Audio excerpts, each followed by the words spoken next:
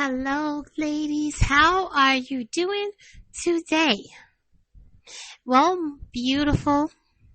You are very much beautiful. And if no one else has told you that today, let me be the first. You are listening to Estrogen Chronicles, Her Plate, Her Power. I'm your host, functional nutritionist Gail Thorpe at your service. I need you today to grab your pen and your paper and your tea or coffee, and let's get into it. Well, guys, I am in the middle of a heat wave today. It is hot. The temperature says 95, but it feels like 105. So I'm drinking lots of water. So if you're experiencing the same thing, make sure that you're also drinking lots of water. So today we're going to talk about something that I've seen a lot of clients on, and that is Polycystic Ovary Syndrome, which is PCOS.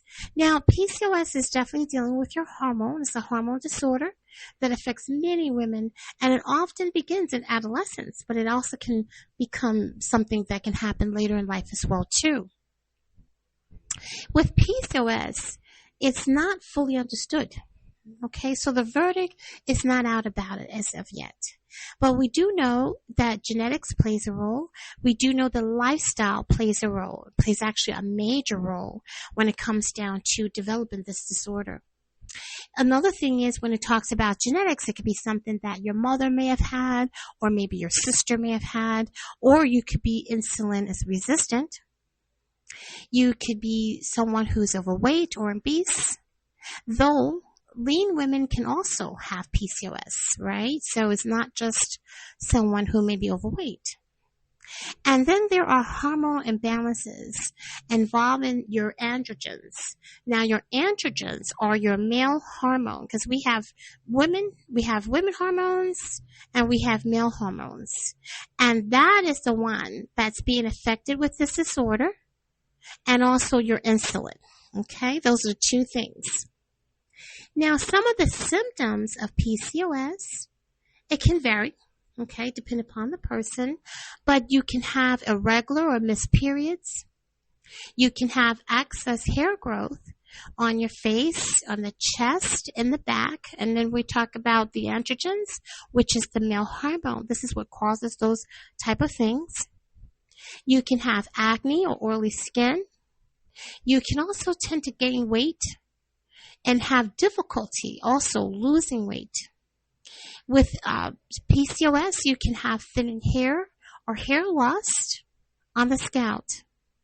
You may also experience having dark dry patches of your skin, and that's often on your neck and under your breasts. You'll have difficulty getting pregnant a lot of times, which can cause infertility. You have mood changes and depression. Okay? Now, polycystic ovaries are often seen on an ultrasound, which is one of the indicators that you may have this disorder. Okay? So, this is something that a lot of women have, believe it or not. And, for women out there that are familiar with this, they are going to be like, yes, that is very true. I'm experiencing that. And then there are some people that are listening to this podcast right now that have never heard about this. So this is a great way to be informed.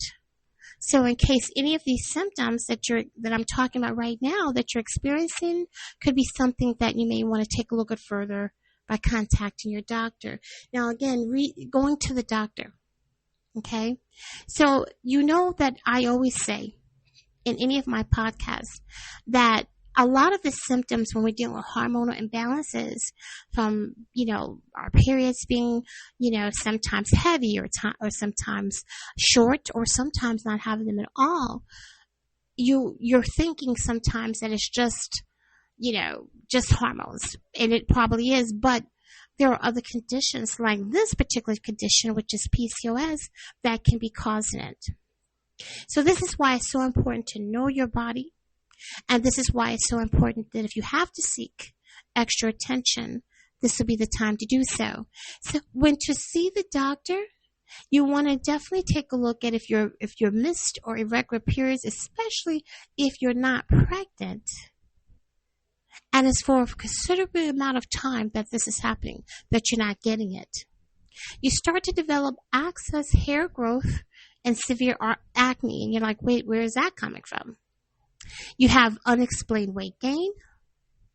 You also may have trouble getting pregnant after trying for a year or even 6 months, especially if you're over 35.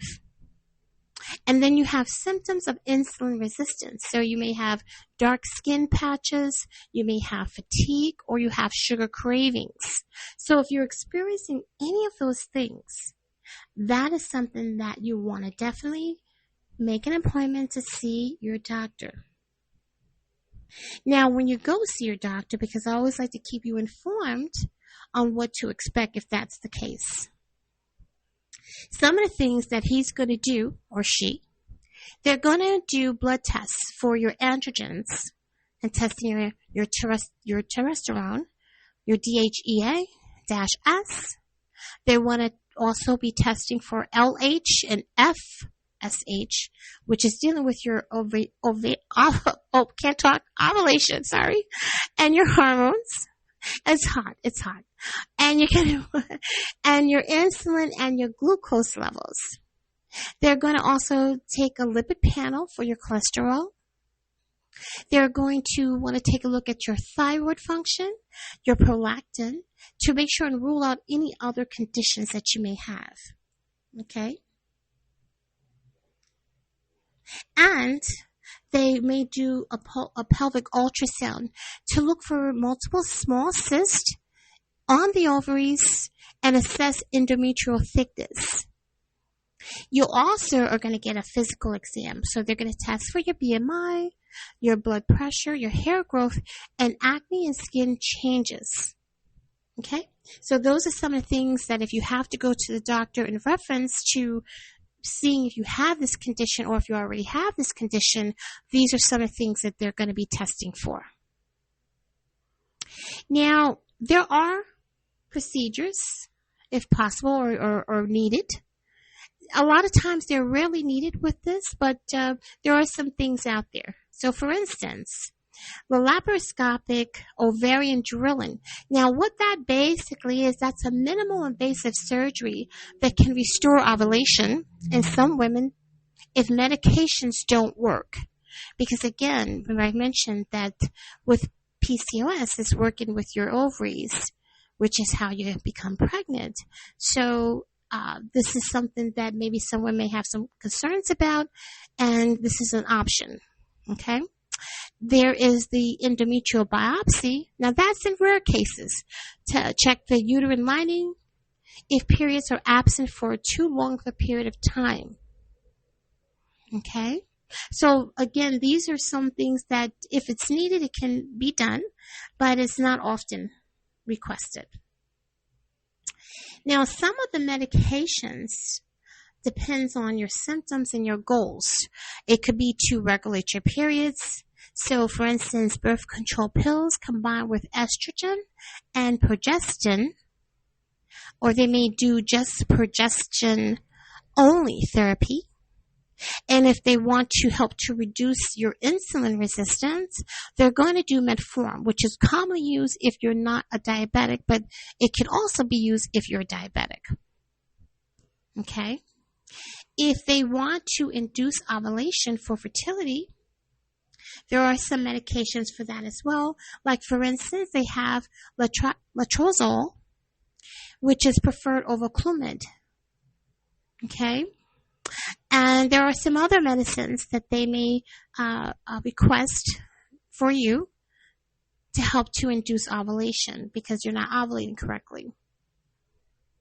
And to help to reduce excess hair or acne, there are some topical medicine treatments that they may request for that, as well as laser hair removal if that is preferred. So you do have some options out there to help in this process. Okay? Good information, right? We need to know that. So my other thing is, what can trigger an episode of PCOS? Okay? There are some things that can trigger it, and we want to go over that. Well, actually, yeah, well, let's go with that first. So, many women, of course, with PCOS have insulin resistance. Now, this basically means that the body can't use the insulin very well.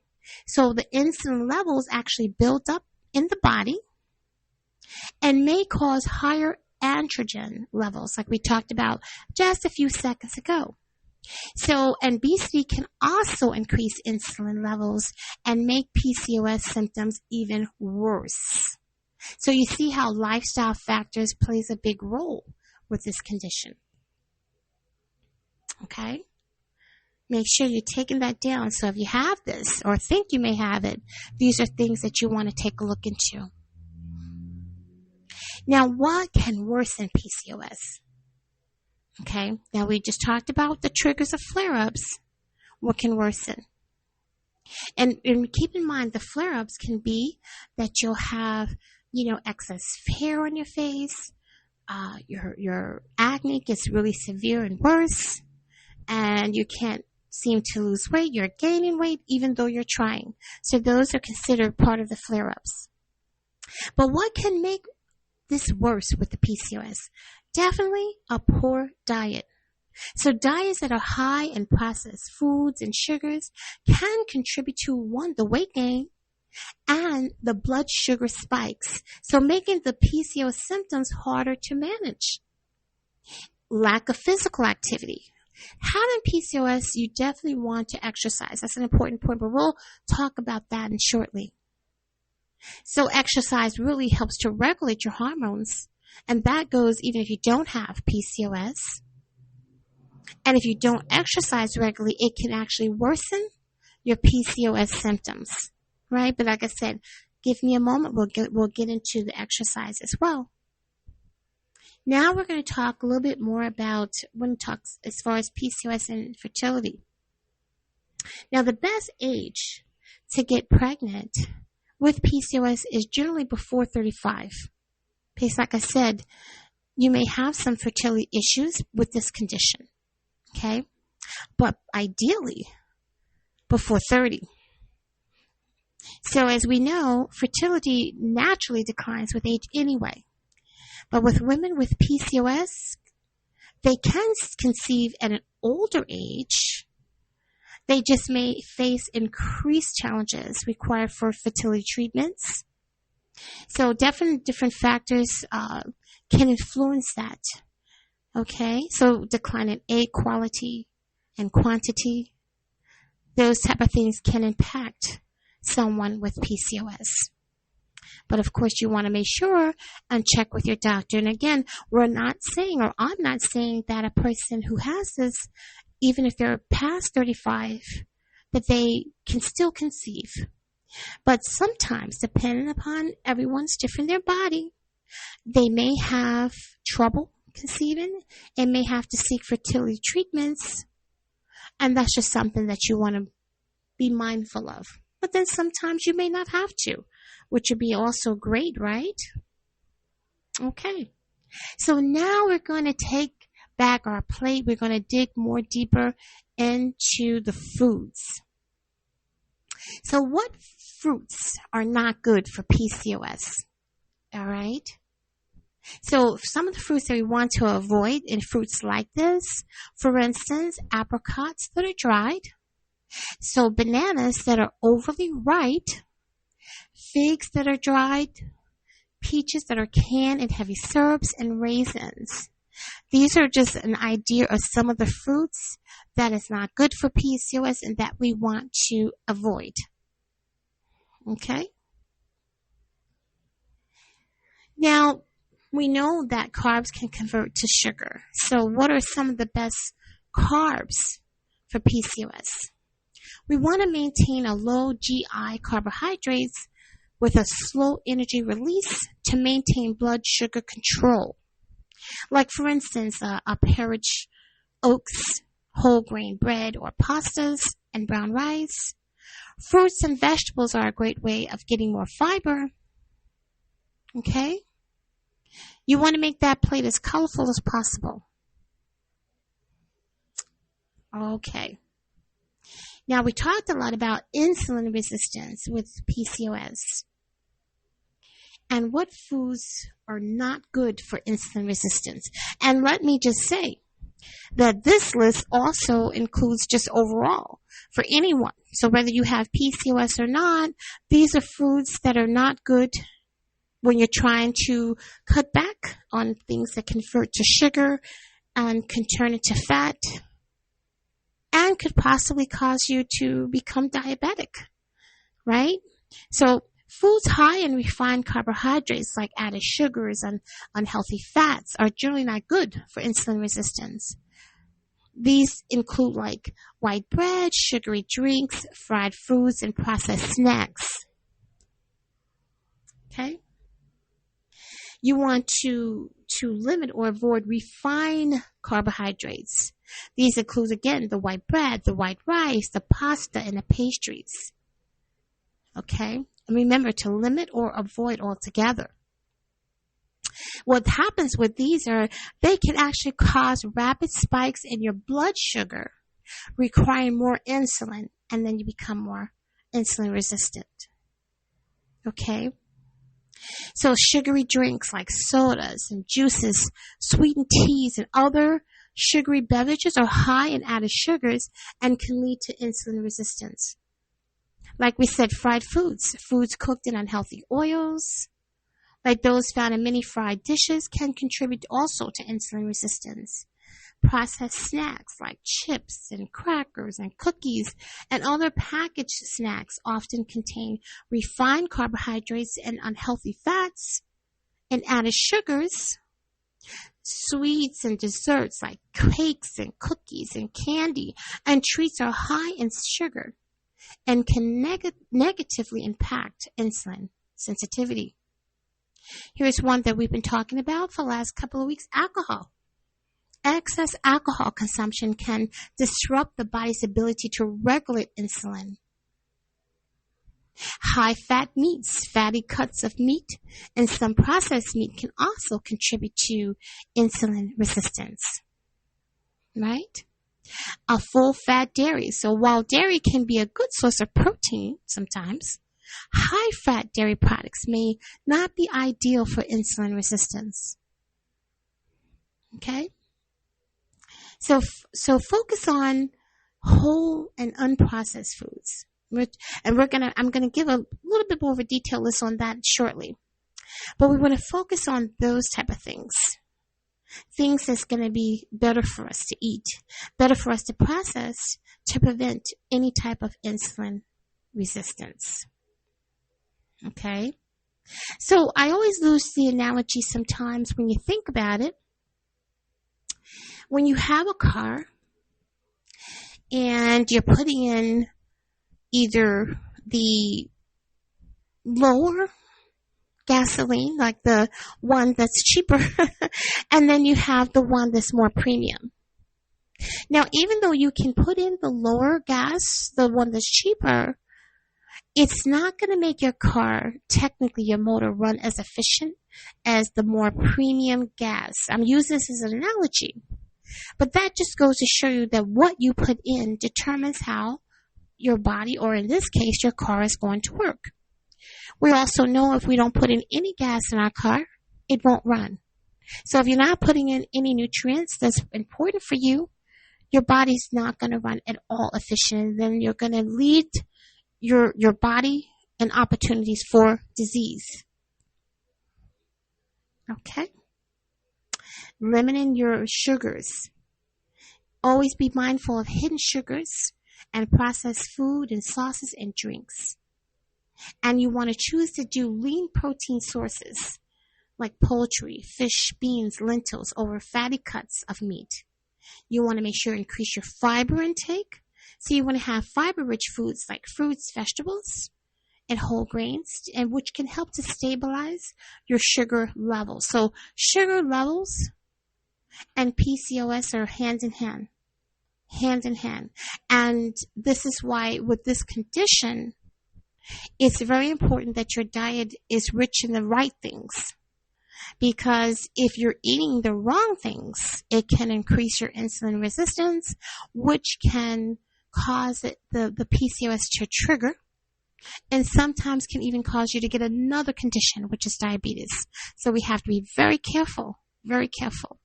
That's why I keep mentioning your sugar levels in this condition. Okay, so we're going to go on to our next topic. So basically, I want to dig a little bit more into some of the foods. Now, again, I can't cover everything, but just kind of giving you an idea of some of the things, like I mentioned earlier. So when we talk about poultry, like I said, chicken, you can do turkey, right? You can even do, you can have a duck if you want. If you're doing meats, you could do a beef. You can do a pork if you like. You can do, goat if you want. I mean, you can do different things. Lamb. But I always say, guys, if you're going to do those type of things, you want to make sure it's organic. Okay? When it comes down to fish and seafood, you can do cod. You can do crawfish if you like. You can also do salmon. You can do sardines. You can do shrimp, just to name a few things. Like I said, it's a lot of different things. I can't name everything. When it comes down to vegetables, you can do things like avocado. You can do broccoli. You can do cauliflower. You can do cabbage. You can do Swiss chard. All right? You could do spinach and you can do turnip. So it's not too bad. Not too bad. Now, there are some things in vegetables that you need to do in moderation. For instance, carrots is something that you want to do in moderation. All right? If you want to do sweet potatoes, again, that's in moderation. If you want to do tomatoes, that's in moderation. Or even artichoke, that's in moderation. So there are some things that you want to do in moderation with this particular diet. When it comes down to fruits and nuts, you can do almonds, you can do cashews, chia seeds, flax seeds, hazelnuts, peanuts, pine nuts if you're not allergic to it. So you do have some pretty decent options. Now, when it comes down to fruit in moderation, this is in moderation. So blackberries, blueberries, cranberries, lemon and lime, and raspberries and strawberries. Those are things that you can do, but you want to do it in moderation and not in excess. Okay? Not bad. Not bad at all. So some of the other things that you could do when it comes down to drinks, for instance, you can do almond milk, you could do cashew milk, you can do coffee, you can do tea, you can do coconut water. So like I said, don't think of it that I can't eat anything. There are a lot of different things that you can do, some things that you have to do in moderation, but the most important thing when you have PCOS is to be very mindful of how you're eating and what could spike your sugar. Okay? So we have to keep that in mind. Keep that in mind. Okay. So we talked a lot today about some of the foods that we can do, what we need to stay away from that can definitely cause triggers, and we don't want the triggers. We don't want to have, excess hair on our face, nor do we want to have severe acne, for instance. Okay? We talked about if we were to go to the doctor, some of the things that the doctor may do. He may recommend definitely some of the testings that he may do as well. We talked about that as well. So we did cover a great basis when it comes down to PCOS. Like I said, this is a condition that a lot of women are dealing with. And for those who have no clue, I'm quite sure after this podcast, you will have a better understanding of what this is. Okay, guys. Great stuff, right? I know. I always try to provide you the best stuff there is so that my beautiful ladies can be informed, and most importantly, can also be proactive in their health. Because basically, taking back your plate means taking back your health by providing the proper nutrition that's needed to do so. And that is so important. So I did talk a little bit earlier about exercise because that not only helps to regulate our hormones, but in someone with PCOS, it's absolutely imperative that you do exercises. Okay? So let's talk a little bit now about some of the exercises that you need to take a look at doing with this condition. All right. So we want to make sure that as we start to embark on the journey of exercising with PCOS, we want to make sure that it's consistent because movement is key with this condition. So we can do strength training, which helps to improve insulin. That's the key, insulin sensitivity and body composition. And we can do walking and hiking as long as it's gentle, but it's effective for hormone balance, right? And we can also do high intensity interval training. So you can do short, intense bursts, which is great for your metabolism. You can do yoga and Pilates.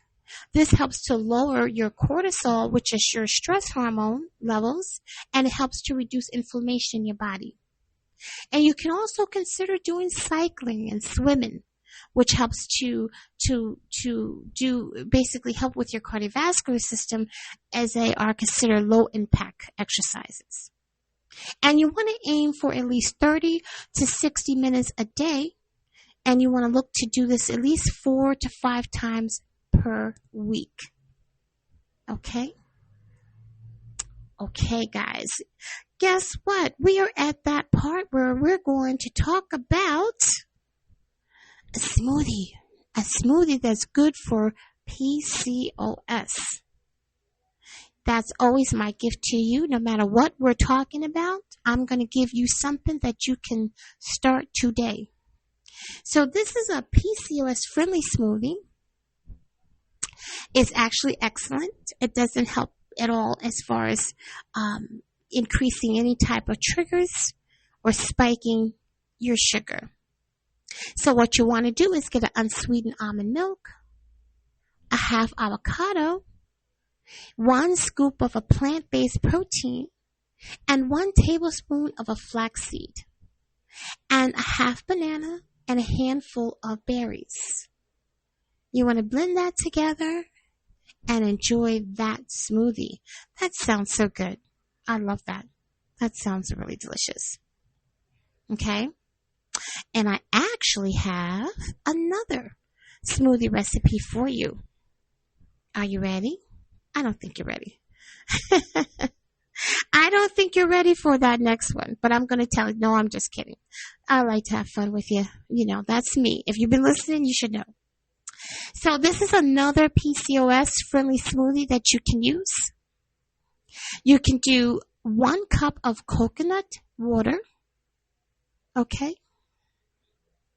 And if you want to put in like a half cup of yogurt or cottage cheese, you can do that as well. And a frozen fruit, I would like for you to try a blueberry. And you want to do a half cup of that, or even 1 cup if you like. And we talked about our greens, as we know all the time, that's important. So you want to do a half cup or 1 cup of kale. And then we want to do a healthy fat. So we can do this with at least 1 to 2 tablespoons of this, which will be cinnamon. Because cinnamon is very good if a person is on a border of possibly having sugar spikes, which could lead to prediabetes or full diabetes. And you want to blend that all together. And again, this is a PCOS smoothie that's safe for you. And you want to drink it, and it's going to be amazing. Amazing. But if you don't like, for instance, pineapple, you can always aim for a mango. You can do peaches if you like. So you have options. But for this particular one, I think pineapple, because I love pineapple, so it's really good. So I want you to try that, guys. This is for ladies who are dealing with PCOS, but even if you're not, that smoothie is great for you to try, and it's healthy. But it won't trigger any type of sugar spikes, which is awesome. Okay? So we covered a lot today. We covered a lot today about a condition that is definitely prevalent. I've seen many clients with PCOS, and it's not fun. It's not pretty to have, especially if they don't know their options like we talked about today. And for those ladies who have never heard of this, but maybe experienced some of these symptoms, now you may have an idea what it could be. But I definitely suggest that you contact your doctor and let him know that you may suspect you have this so that he can implement those testings that I just talked about. Okay? I always want to keep you informed so that you're not in the dark. And as you know, guys, before I always end, I always say wellness is not just a journey, it is a lifestyle. Because, guys, it is a lifestyle, ladies. It is. It's just about swapping out good nutrition for the bad nutrition. We don't want the bad nutrition. We want the good nutrition. Because nutrition not only feed our cells and give us the energy that we need, but it's also a major responsibility for many chemical processes in our body. We don't feel those processes, but they're taking place every day, all day long. And those processes are needed so that we can work on optimum, so we can be optimum as human beings. So if we're not putting in the right nutrition for whatever the condition may be, we're definitely going to start to suffer. Okay, so that's why it's so important for me to do this podcast. So I want to bring home how important it is to take back our plate. Because basically taking back our plate means providing good nutrition to take back our health. And if you're looking for more help with PCOS and getting more of a personalized program, give me a call.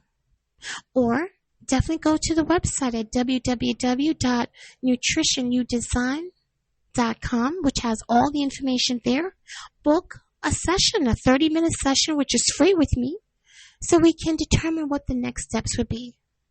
I come with many great information, not to mention some things that I offer. I offer pharmaceutical-grade supplements that you can only get through a practitioner like myself. Over 200 companies I represent to cover many different conditions you may have. Also, I have and specialize in genetic lab testing, as well as regular lab testing, testing your hormones, testing your thyroids. I have over 200 lab panels that I can help to get down to the bottom of your health on what's causing the different problems so that you can get healthy. Not to mention you have accountability partner with me. So definitely take a look at that. Take a look at that because I'm a woman. I get it. I get it. Okay? And please, guys, share this podcast. If you feel that you're getting great information each week with me, information that you may have known or may not have known, it's good to share with other women so that they can get that information too. So be sure to share, be sure to like, so this way you'll know when I have the next episode. And with that being said, make sure if you're dealing with the heat like I am right now, you drink your water and have a great rest of your day. I look forward to talking to you guys very soon. Enjoy your day.